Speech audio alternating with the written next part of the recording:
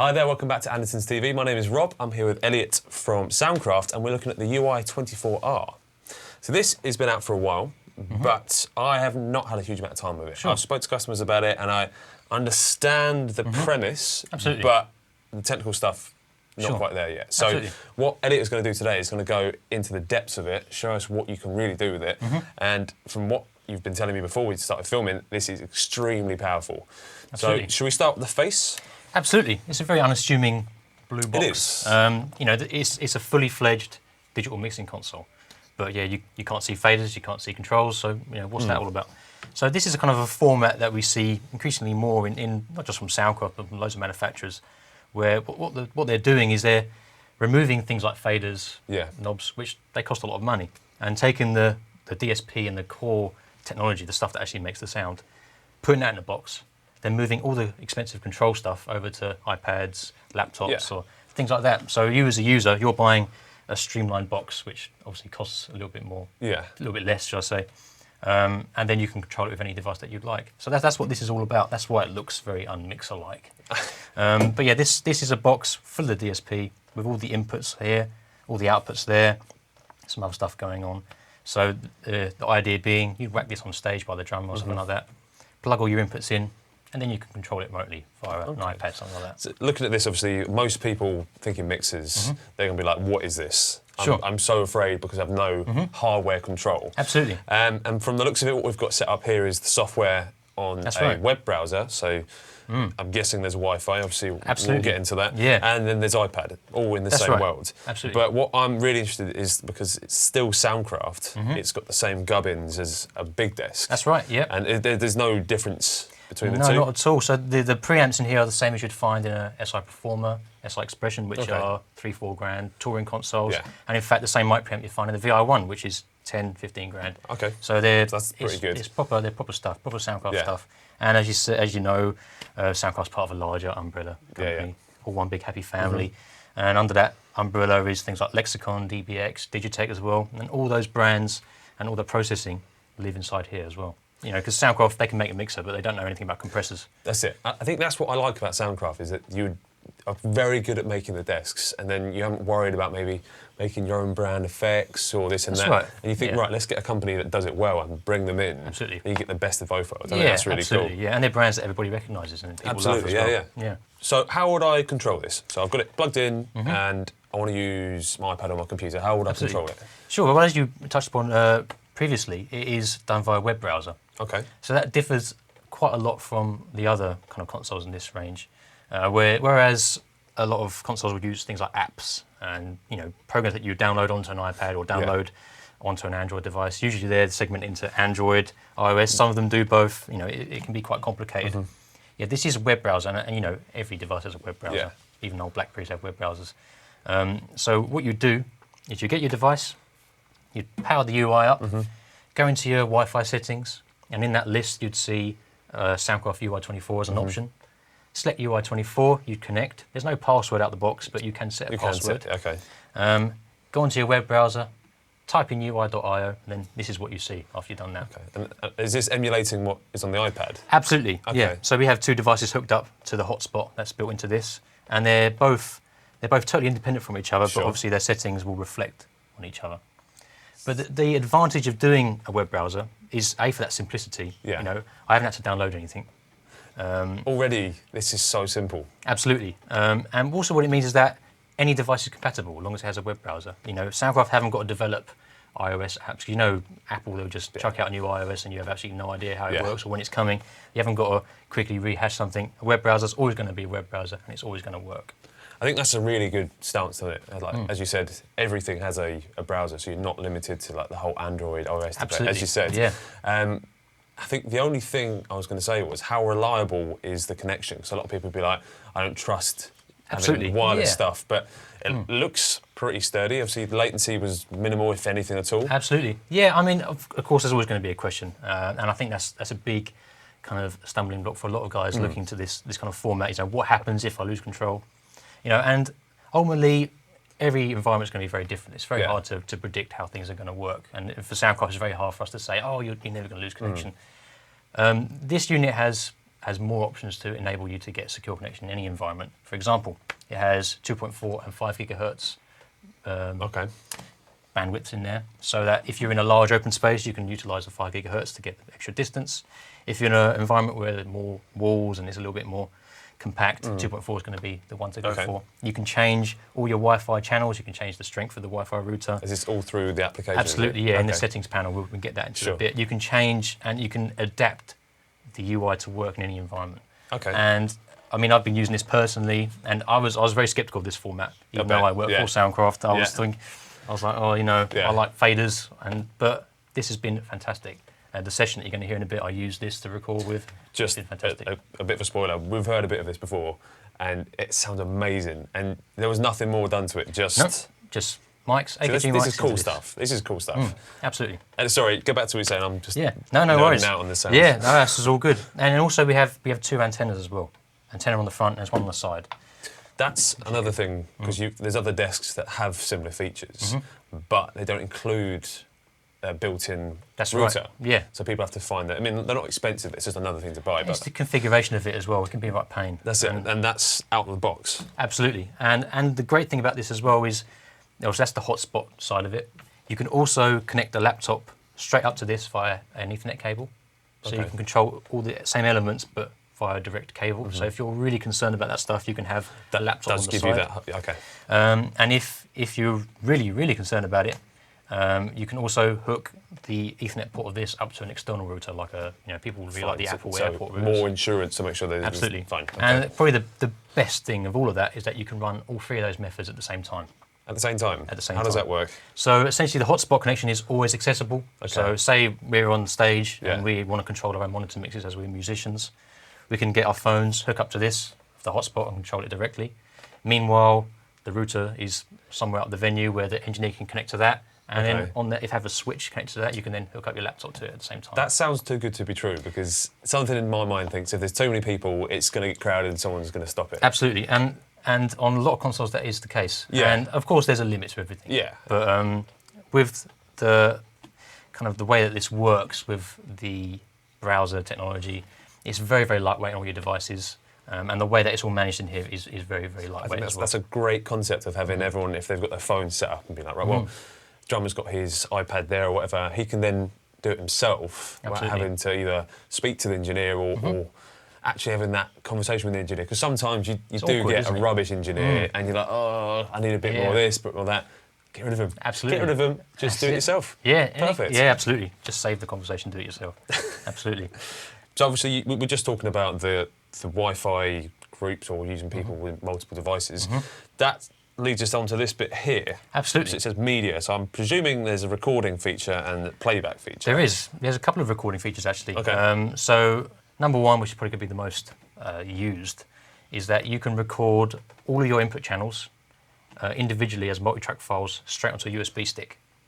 So when I recorded this session before, I think I had 8 inputs coming in, and I recorded all of those 8 inputs individually into WAV files straight onto the USB stick, which is great, because when you go to the gig, whack a USB stick in, you can record up to 24 channels, including things like aux ears and things like that, and it goes straight onto a USB stick. I'm extremely sceptical, because that sounds too good to be true again, because that's what most people want to do, is because when you get to a show, you might not be thinking recording to start with, but if you get that mix bang on, and you can just put a USB stick in, that is really clever. And also, you don't want to muck about with bringing your laptop to a gig, that kind of stuff. And if you, as I say, when you plug it in, you're recording all the tracks individually as WAV files. So then you can take that. If you don't know how to mix, or you don't want to concern yourself with that, you can send all the files to someone who does. See, that's then crossing over into a studio aspect. Absolutely. Because you could then have this as a hub of your studio, and then have the Wi-Fi. Would that? No, that wouldn't make a huge difference in a studio. It'd be the same, but you could have it in separate rooms and things like that. You can, absolutely. Well, imagine if this was a hub of the studio. Not only can you record all the instruments, if you're distributing all the outputs to headphone amps, things like that, all the musicians can control their own mix in a studio environment. This is exciting. Yeah. I like this. Even better than that, it's something even more exciting, is that this is also a 32-channel USB audio interface. Using this connector here, the USB type, the B type. You basically plug that into your computer like you could do here. It's core audio compliant. and you can send and receive audio, 32 channels of audio. And to and from. this will stack up against the interfaces on the market. Absolutely, yeah, it works exactly the same way. Roughly, trying to think the price point of this, is it the £1,700 mark, or is it slightly higher than that? This is around 700 mark. So you think interfaces on the market, that's going to be the same prices as your decent interfaces? Absolutely. Plus or extra? Yeah, it's a crazy. digital mixing console, yeah, absolutely. And another really cool thing is that you can stream your audio to your laptop and record direct to USB stick at the same time. So if you're doing something really critical, like those gigs, the payers, or something where it has to record perfectly and you're really concerned about it, you can record to two destinations, all simultaneously. So say you can record to your own laptop, take that home, and you can record straight to USB stick, give that to the musicians to take away with them. This is extremely cool. Reason being is because I've heard of it, and I've heard the previous models, and the idea of going wireless and stuff scares the hell out of me. And I'm sure it does everyone else, or some people. But the way you've explained it means like it's probably the obvious choice for that money. Absolutely. I mean, I'm being very biased because he's doing a very good job of selling it, and I'm going to buy one.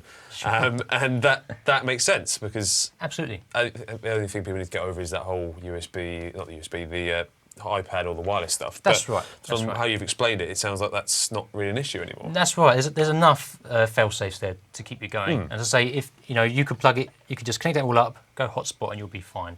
99% of the time. If you're really, really concerned about it, which, as you know, someone like yourself, you'd be concerned about it, have your laptop next to it for the first few gigs. You'll soon realise that slowly, it's not a problem. baby steps away from it. Yeah, you'll soon realise that it's not a problem. And once you go to this kind of method and this way of doing it, it'll be very hard to go back the other way. Should we have a look at the software now? Absolutely, yeah. This is the business end of the UI24. Yeah. Obviously, this looks nothing like a mixer, but now you're seeing faders and it's familiar more stuff. familiar, yeah, absolutely. So straight out of the box, you're seeing channels. So here's your channel 1, obviously corresponding to input 1 on the desk. And that goes all the way over to channel 24, standard. Then you start seeing some different coloured faders. You have line inputs here, USB player inputs. So I didn't mention that before, but if you have MP3 and WAV files on USB sticks, you can whack that into the front and then play those files directly via USB. That's really useful. I think we spoke about this earlier, but it's having that ability to play music between sets and stuff like that. Not having to have cables or something like that around. Yeah. Really useful little feature. Absolutely, and it works really, really well. You can make playlists and all that other kind of cool stuff. So it's really, really cool. And they come in as proper channels as well. Then we have blue faders here. They're for our effects. There's 4 effects engines in here. We'll get into that in a bit. Subgroups, 6 of them. There's 10 auxiliaries on here, which is a lot more than what you find on an analog console. And they can be made stereo. You can also make them into matrix buses as well. So there's a lot of cool stuff. And then we have VCAs here, which are a little bit more advanced digital mixing console things. So let's take a dive into the kind of the processing elements. First of all, I'm just going to play the multitrack from the USB stick. And this was recorded where? It's recorded at a warehouse, pretty much, not too far from here. And it was just, I think just everything straight in, no DI boxes, nothing like that, just straight in. Straight in. Okay, and this does sound good. As I said, I've heard it before, but let's get it going. Start playing. There you go. That'll do. Already, that sounds really clean. Absolutely, yeah. The preamps on here, they're really up there with the best. And this is a live kit as well? Absolutely, yeah. Live kit, drums, bass, and keys. Right, so they make quite a sound. With the kick drum, say if you wanted to do an EQ, how would I do that? Absolutely. So yeah, the easiest way to do that is to just double-click the fader cap, and then you're in. That's so cool. So obviously this looks very familiar. It is, in your indoor land. You can grab things, move them around. You see this nice RTA in the background. Sorry to just break this up. I'm looking at the iPad. Let me just show the lovely people at home. That is exactly the same what's going on the screen. Yep. So if I wanted to do an EQ on here... Yep, if you just double-click the fader cap. Oh, yeah. Now we're having fun. And if I move something on here, it should be reflected on your iPad. It's the future. Obviously, the iPad's viewing the same thing Yeah. as this, but obviously you can control things independently as well. So you're doing your own changes here. That's it. And you can pinch and do all that other cool stuff. So you're widening the cue. All that kind of, all the traditional stuff. And it's nice because you always have the fine control using the actual faders and the file. Because again, going back to the studio environment, this is something. If you're doing the levels, or you're maybe not EQ when you're doing the recordings, but setting the levels on the mix side of things whilst a drummer is setting up or getting used to it, it's more organic than clicking the mouse, because you think with digital stuff it's all like that unless you've got a controller. I think this is just a crazy good idea. Absolutely, yeah. It works really, really well. So yeah, once you're into these channels, you're going to see all the processing objects that you're used to seeing on any digital console. So obviously this is your EQ, 4-band, fully parametric, with high pass and low pass filters. You also have a de-esser on every channel. Yeah. You just got to whack the de-esser on here, and then you're off. There's your de-ess. So again, you can grab it and you can really just bring it right down here. That's changing the threshold of the de-esser. Also, you've got ratio control, all that kind of cool stuff. And again, that's on every channel. So de-essers aren't just useful for vocals. They're great for things like overheads. If you just want to make sure things don't get too spiky. They're good on any instrument. Guitar as well, they can be great for. So obviously the layout is really simple. So you've got your master channel there. You've got the presets. Obviously that's another thing which is quite handy for people who aren't too au fait with it and they want to save some time, I guess. Use a preset which is 3/4 of the way there. Absolutely. Then make it their own. And you can recall any preset from the factory settings here. So if I just go onto kick drum. And then if you tweaked it, then you could save it as your own? Absolutely, yeah, you just store them like that and you recall them anytime. I'm just clipping a little bit here, snare drum's a bit hot. There you go, a bit better. So, obviously, we were doing all your EQing and stuff, I can see you've got some more stuff, and this is all Digitech. Well, the Digitech is something a little bit different. Oh, okay, so we'll come back to that. I'm getting excited. So, next along we have the gate. Again, nice big display, you can just grab the threshold, bring up the depth. Again, if you think about it from a tablet point of view, this is a really, really nice way of working. And then you get all the boring controls over here, sack, hold and release, all that kind of good stuff. And again, this is a DBX noise gate. They know how to make noise gates, so it's great that we have those included. And next along we have compressors. So there you go, there's a threshold. And this green line here you're seeing is actually the threshold for your noise gate. Right. So when you're on this page, you're getting a lot of visual information, exactly what's going on. So there's your threshold, there's your ratio, so you can do like limiting, that kind of stuff. Attack, release, all the same controls that you'd find on any digital mixing console. Just going to start that Multitrack playing again.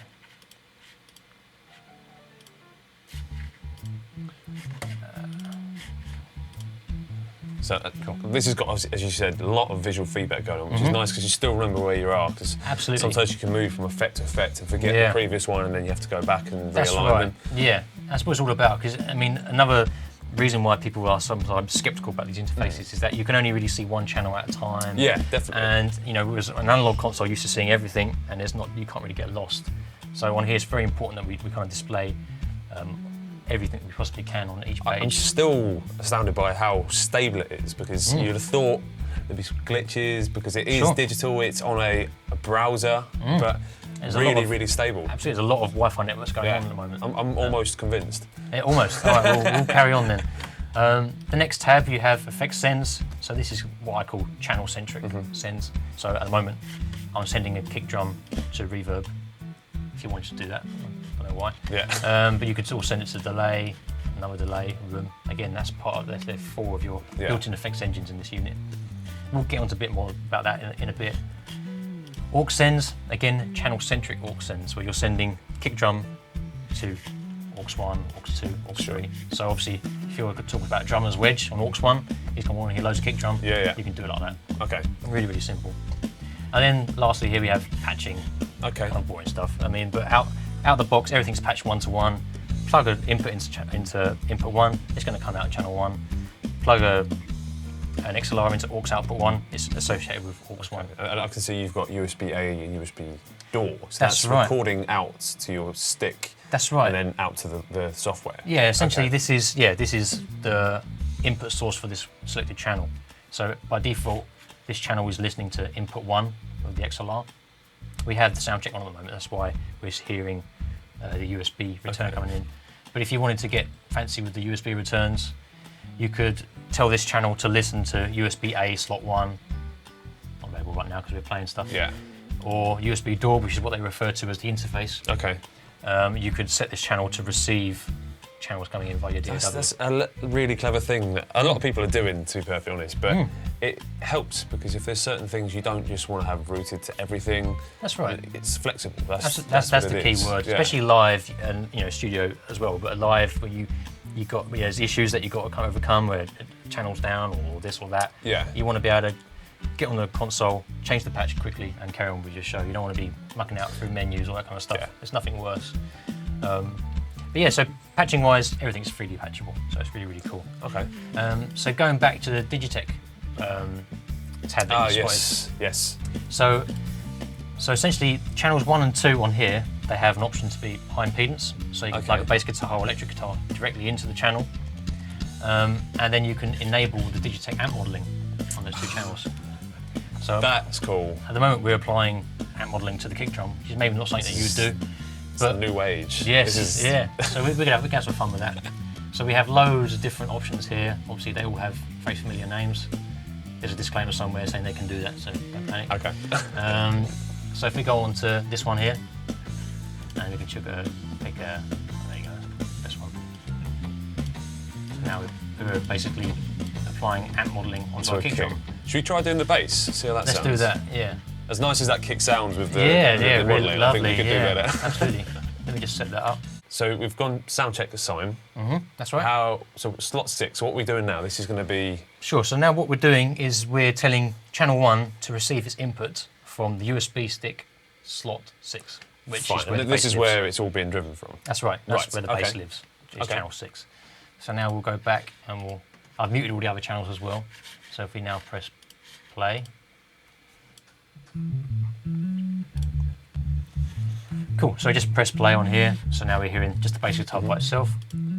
So let's apply some amp modeling. Just what you want on that nice. Yeah. But obviously we can be more sensible with it.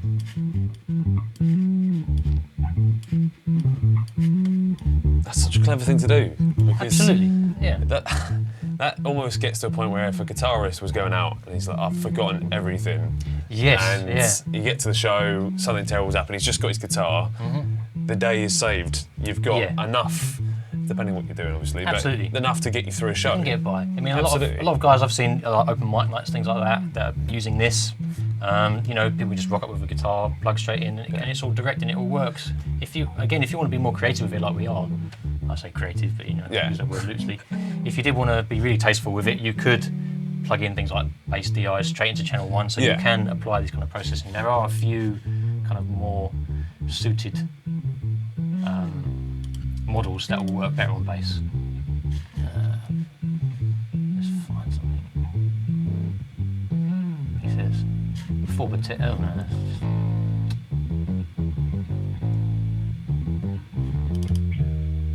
So there are things that are more suited to They do sound good, because sometimes you can get some ones which actually sound terrible. That's right, and they've just thrown them in there as a little extra bit. Absolutely, but this sounds and feels legit. Sure. I mean, if Soundcraft come up with amp modelling, I'm sure it would be pretty bad, but Digitech know what they're doing. Yeah, that's the whole point, isn't it? Like we said, just teaming up, getting the best of everything. So and that's on channels 1 and 2, and it does a great job. And of course, not only do you have the amp modelling, but you still have the processing available on that channel as well. So and again, all iPad accessible. Absolutely, yeah, that's right. So we're back at the main screen now. That's right. Obviously, we've looked into the effects, the sends, all of the behind-the-scenes stuff. But if we move to the right, past the channels, you've got a couple of subgroups and VCAs. In fact, let's start with the VCAs, because you'll have to explain that, what exactly is going on there. Yeah, so these are, VCA stands for Voltage Controlled Amplifier, and they're sometimes referenced as DCAs on some other consoles. Soundcraft keep it traditional with the VCA, which is cool. But basically, essentially what it is, it's very similar to a subgroup, where you control a group of faders with one fader. Sure. But it's a little bit different in the fact that, whereas a subgroup, you're basically routing audio from one place through into the subgroup. The VCA is essentially controlling its contributing faders, but no audio is being changed, the routing hasn't been changed. Okay. So there's reasons why you want to use a subgroup, there's reasons why you want to use a VCA. For example, with effects, if the VCA is essentially just turning all the contributing faders up and down, if you're driving those channels off to different locations post-fader, obviously when you reduce that VCA level, it's then going to turn down those contributions as well. Right. So when you get into more advanced setups, you don't worry about it too much. When you get into really advanced setups, the VCA is a lot more important than a subgroup. Then again, a subgroup is great because if you group all your drums in a subgroup, you can apply an EQ across all of your drums, which you can't do that with a VCA. No. Because it's just a controller. Yeah. So I'd say there's reasons to inform for and against. Okay. But one of the coolest reasons I think a VCA should be used on these consoles is for something called VCA spill. Right. Which is something that all these VCAs have. So here you can see I've got 3 VCAs. I've assigned the contributions to VCA 1 to be the drums, bass and VCA 2, and then keys, VCA 3. So now what I can do is obviously, if I turn these down, just hearing the bass, the drums, sorry, you can bring in the bass. And obviously I'm milking it a little bit with all this, you know, there's not that many channels going on. But if you had loads of channels, 24 channels hooked up, just being able to move instrument groups up and down with one fader is very useful. But say I wanted to adjust one of the drum tracks, I just press the spill button, and now it's spilled out all its contributions into one page for me. So I can see the kick, snare.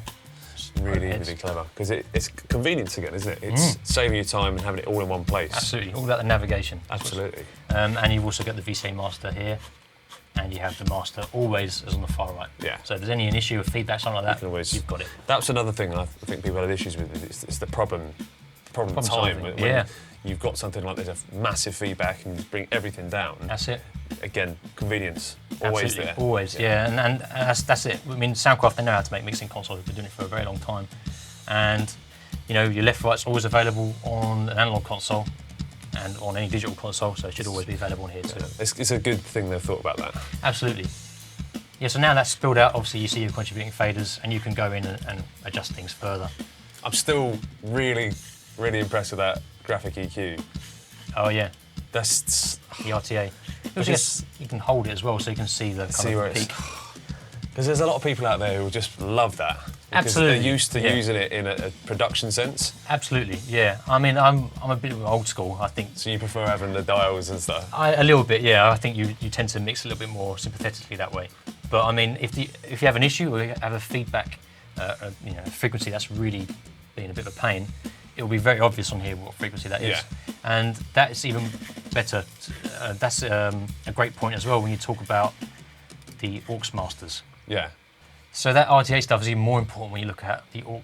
Okay. Auxes here. So obviously the auxes are going to be fed to wedges for the musicians, that kind of stuff, and they're always the most susceptible to feedback. Fine. Because there's live mics on stage, that kind of stuff. So let's put ourselves in that situation. Okay. So say I want to send channels into aux 1. We can do that very simply by pressing aux sends up here, selecting aux 1, and then now I'm mixing into aux 1. Simple as that. So it's always a button press away. So now I'm sending a load of channels into aux 1. Yeah. And you can see that here there's meters moving up and down. So now if I go to edit that channel, if I press the RTA button, now I'm monitoring the real-time analysis of what's being sent to that aux. Okay. So if you're seeing any feedback occurring, you'll see a large spike popping up. So then when you see a really large, a big spike popping up here, when it's feeding back, you can just grab the graphic EQ, whack it down, and you're going to remove the feedback. This console actually takes that a little bit further because it actually has built-in feedback suppression on all the outputs. So obviously we call this like ringing out the monitors, where you kind of boost all the levels so it feeds back, and then you notch out the problem frequencies. But for a lot of guys who maybe that's a bit of an advanced thing, you just want any feedback basically. You don't want that. And there's obviously loads of ways you can prevent that in the analog realm, but you can also fix that in digital in this console. So if we go over here into the AFS2, which is a standalone DBX feedback suppression unit, press setup, and we have all of our settings for the feedback suppression. So there's obviously a lot of stuff going on, but the main thing to really take away from this is that you can just turn it on, put it into live mode, and if there's a frequency that's really going to start feeding back and start howling, it will do it automatically for you. That's a really clever thing to do because a lot of people aren't sure on how to combat feedback. Absolutely. And this is obviously taking that completely out of your hands and just doing it, which is great. Every aux output has feedback suppression on there, so you haven't got a finite resource of them. Every output has one, even the master outputs have one. I would say if all of those are used all the time, you have really bad feedback, then you've probably got an issue somewhere else. Yeah. But this is a great tool to just to put your mind at ease. Or when that odd thing does pop up, you can fix it, and it will do it for you automatically. What I was going to ask was, so we've gone through quite a bit now. If, for example, you're using just the screen, would there be any way of mapping it to a controller if you had, say, a MIDI controller? Or is that something which isn't... Not yet. There's nothing like that around at the moment. I mean, obviously, moving on to this kind of interface, the question always is, well, is there a fader controller that goes with it? And the answer to that question at the moment is no. Okay. There's no way of doing that for now. But it's certainly something Soundcraft's aware of. And the users are asking for it, so... Yeah, I mean, the only reason I said that is because it is a great user, to be fair. If you've got any device, as we said before, doesn't really need that right now. I just figured if it was... I think you're probably more of an application if that were the case, wouldn't it be a standalone software? Absolutely. Yeah, and also, I mean, a part of the attraction of going to this unit is that this costs £700-800 in that kind of area. That's because you're not paying for moving faders, things like that. Yeah. If you were going to move to a control surface, you'd really want something with motorised faders, and you'd probably need 8 of them, 12 of them, 16 of them. And I mean, it's very easy for that fader controller to be the same price as this, just because of hardware. You know, faders cost how much faders cost, especially motorised faders. Yeah. And metal work, things like that. You know, it costs a lot of money. So if they were to do one and to do it properly, you would end up increasing the price quite a lot. It isn't essential. I mean, that's sure, the main thing. Absolutely, but it certainly would be nice. It would be cool. So we looked at feedback and we looked into how that works. What else can you do on there with the effects? Was it the AFS stuff we were looking at? Yeah, absolutely, yeah. So you have the feedback suppression, but every aux output also has a noise gate. I don't quite know why you'd use a noise gate on an output, but you never know. If you have an answer, please let us know in the comments. That'd be great. And then you have a compressor on the auxes as well. I mean, you don't want to be squashing all your aux mixes too much, but I mean, just if you put the ratio to infinity, so it's like a limiter, you can at least put a bit of protection on your wedges, so you're not any screams or rim shots. I'm going to blow up any monitors. So yeah, every input and every output has a compressor and it has a gate. So it's quite, that's a lot of stuff. It is. So we'd mentioned about effects previously, and this unit has 4 built-in effects engines, and we can access those by coming over to our effects returns here, double-clicking and going into the effects sends. So here we have all the parameters available for FX1. Okay. So on the right you have all your parameters that are available. Again, you have all the presets that you can call up. If we go to something like Cathedral, which should be very obvious, what it sounds like. Here a little bit more. Okay. Yeah. On the side stick there. And we have like high frequencies. It's detailed in terms of how much you can control with it. Absolutely, yeah. I mean, here's kind of a lot of sizzle now. A lot of high. You find most, I guess, analog desks give you minimal control over it. It's usually dry and wet, and that's probably about it. Yeah, maybe 1 or 2 parameters. That's it. Yeah, here you have a lot of control. And again, the presets are a really good way of getting started, and a lot of these are tuned by Lexicon as well. Okay. Not only are the algorithms Lexicon, but the actual presets have been tuned by them as well. And they've... Yeah, so obviously Lexicon are known for very warm sounding effects, and you can achieve those straight away with the presets. So that's one engine. You also have 3 others, so there's 4 in total. So if we go over to, there's a lot of all going on there. Space. Yeah. If we go over to effects 3, which we have set up at the moment as a delay. So here we have a tap tempo that's going on there, all these times and divisions. So what you can do as well is that you can obviously set a tap tempo and then set divisions of that. So if you want to get complicated with like dotted 8th note rhythms, things like that, you can do that quite simply here. And you have feedback controls as well, which obviously adjusting the amount of feedback you're getting from that delay. Basically, the key takeaway is that you can do a lot of stuff, and they're fully functional reverb and effects units. So basically how it works as well is that if I go to a channel, go to effects, there's 4 engines. The first one's fixed to be reverb, but the second one, you can change that to be a delay. Okay. You can change the second one to be a delay or a chorus, and the last one you can change to be a room or another delay. Fun. So you have a few different options there to, if you really want 3 delays, you could do it on here. So there's a lot a lot going on. Absolutely. There's plenty of effects, probably more than you'll need. Absolutely. Which is nice to have that bit of extra. The other thing you mentioned earlier was about screenshots. Was that something? Snapshots. Snapshots, sorry. Yeah, absolutely. Yeah, so obviously one of the key attractions of digital console is that you can, if you look at an analog console, in studio days, you'd have a bit of paper and a jot pen, it all down and a bit of tape. Where the knobs are, where all the faders are, which it works, but I mean it's a bit analog and it takes a bit of time.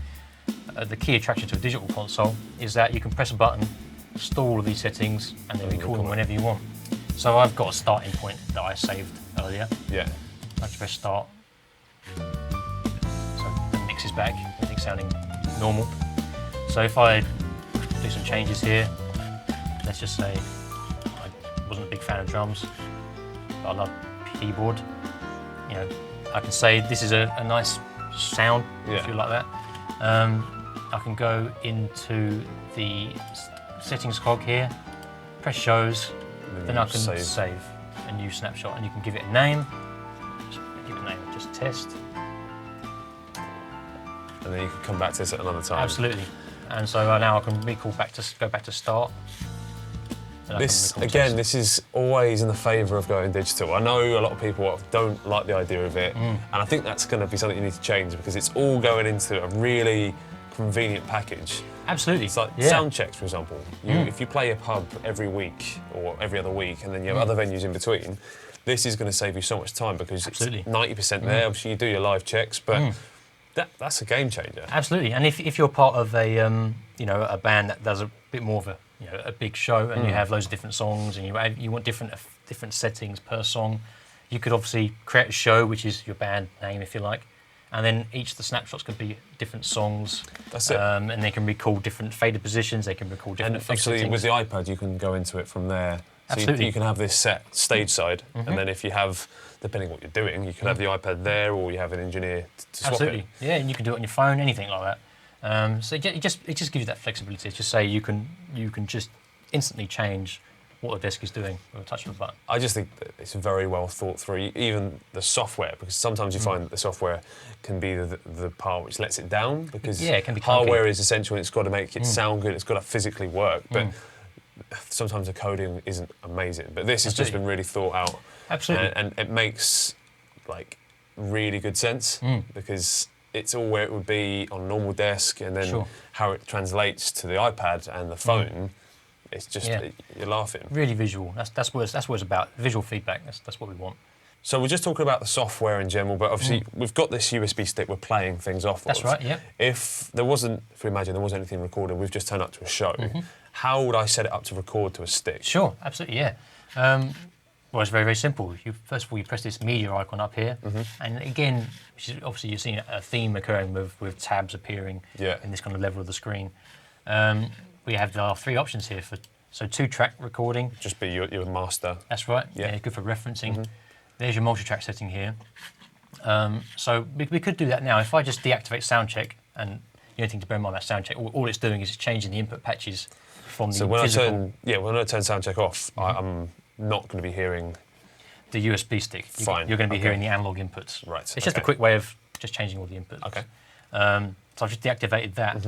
And now what you do is you go into Multitrack config, and you'd tell the UI what channels you want to record. I can see you've got the different formats as well at the top. That's right, yeah. So there's 4 different formats. WAV files, which are very standard, 16-bit, 24-bit. There's also FLAC files as well. Okay. Obviously, you're familiar with FLAC files. Whether or not they're very important for this kind of stuff, I don't know, but you have the option. Yeah. And it's always good to have the option. So you can... So you've got these all selected, so that's right. Just because you're using them? That's right. That's it? Yep, so I've told the UI, these are the channels that I want to record to the USB stick. Okay. Obviously, if you've got a small USB stick and you're only recording 3 channels, you don't want to record you don't want to waste space on it, absolutely. So we can just add some more channels onto there. Let's just go do them all. There you go, it's a quick way of doing it. Go back to Multitrack, and then all I've got to do is, oh man. So now I've selected all the channels that I want to record. Yeah. All I've got to do is go into Multitrack, press the record button. It creates a new session 002. And that's it. And now it's recording. So that's listening to everything plugged into it. That's right. And it's got a timer here so you know how long it's going. There's also a buffer as well. Obviously, a limitation to this is the USB stick and its speed. I mean, most USB sticks are fine, but if you're using a particularly archaic one, if it's not up to the right speed, you would notice that the buffer would increase. And if see that it's kind of wavering at the moment. A little bit, yeah. If that goes all the way to the end, then you're also going to lose your recording. But any old USB stick really does the job. There's no preference on it, just anything which is... Anything to a certain speed. There is a specific class I guess number. that's all on the website, isn't it? Absolutely, you can find the information online, yeah. But to be honest, in most of them, it's just one or two people have very, very old USB sticks that would struggle. So once this is finished recording, obviously you stop recording, that saves it to the stick automatically, I guess? Yep. In terms of accessing those files in a project, is it just a case of going into your Windows documents or on the Mac, go to the Finder, and it's just stacked as in, and they're named as the channels are? Absolutely, yeah. And they're just a big folder full of WAV files or FLAC files. Just so simple. Because I think there is a couple of things that does that already, but I find that the export of the files is just very messy, and you have to figure out what that is. It has a generic name with tons of numbers, but that is just super intuitive. And a lot of these other console manufacturers, to do this kind of function, well, a lot of them don't actually do it to a USB stick, they do it to a drive, which is a little bit less convenient. And also it has to be formatted a certain way. This is just plugged straight in. FAT32 formatted, which is like standard. So if I've got other files on there, does that matter? No, not at all. No. Wow. I mean, I would recommend keeping it as clean as possible. For space. You want the space. Absolutely. And I mean, if you can afford one that's dedicated to the unit, that's always recommended. Yeah. But yeah, in terms, it's very unfussy. I say apart from the speed, which is pretty standard nowadays. Yeah. It's very unfussy. I think you may have covered this in its entirety. Yes, there's a lot of stuff. I'm extremely impressed. Chris, are you impressed? I'm impressed. Are you going to buy one? But I want to know what happens on the side. Let's look at the side. Cool. So I can see two Ethernet ports. I think you mentioned earlier about having numerous routers or a combination of the lot. Absolutely. What I'm interested about is HDMI. Yes. Okay. So, we spoke about at the beginning of the video, very long video now, apologise for that. So we're talking about you can access this unit via the hotspot. You can access it via you can have an external router hooked up. You can also access it via a hardwired Ethernet cable. There's also a fourth method. Okay. And what you can essentially do is you can plug a HDMI screen straight into that port, and you're going to see exactly what we're seeing here on that screen. So then from there you can connect up either a USB cable for a touch screen or a keyboard and mouse, and you can control everything that you've just seen. So that means connectivity. That's pretty much that. You're just taking the brain of that spitting onto a screen. Absolutely. Without all of the... That's a really clever thing to do. So obviously if you're travelling around and you want the convenience of this and you don't want to carry around surfaces, obviously that's probably not the way that you want to control it. But I find a lot of installs like pubs, clubs, who want to invest in this kind of technology, if they have a front house position, they can just break that out into a touch screen where you have a central point for the control, and you can still walk around with an iPad as well. For bars, for example, they have these installed, they have a little screen, and they can just recall the preset they want, and it will change all of its settings. That's really clever for, as you said, pubs and clubs, when they may not have an engineer every night, and having someone come in and do the presets means that any bar staff, whatever, come up, just select it, off you go. Absolutely. That's a really clever thing to put into it. Yeah. Shall we go After that again, sorry. So there's two USB ports here as well. What's that for? Primarily they're for keyboard and mouse, some of that. But you can also plug your USB in there for show recall. Okay. The only thing you can't plug in there is the actual multi-track USB is all done via this one port here. It's the dedicated one. Yeah, and it's white, so you can't miss it. Okay. But yeah, they're just general IOs for future use. And then foot switch, I imagine, is for the effects. Yeah, you can do a few different things with foot switch, and it's all accessible in the settings menu here. I mean, I won't get into all of it, but there's tons and tons of settings that you can get into. Okay. I mean, one quite cool one, for example, is the big desktop mode. You do this. So we were talking earlier about the HDMI screen. Yeah. Oh, wow. If you did have a really big screen, you've got different layouts. Yes. So you can get into this mode here. So here we have what we were seeing before. Here we have the input gain for each of the mic inputs. Here you'll have all the meters will be jumping up and down, and you have all your different view groups, all that kind of stuff. So basically, this is kind of the big screen where you can see everything you need to see. If it is a touch screen, you can get in there and really control everything all at once. So, is there anything you've not thought about? Because I feel like you've probably done a lot. And it doesn't make the tea, doesn't sweep up, but a lot of the other stuff. Maybe next time we'll get to know that. We'll work on that. There's absolutely tons of settings on here. So you've even got that. You've got the recording formats, 32-bit, 24. Yeah, you can record 32-bit for the. You've even got headphone volumes as well. Yes. Is that two headphone? Yeah, two outputs? headphone outputs. Yeah. And what's also really cool is that we spoke earlier about having 10 AUXs on here. Yeah.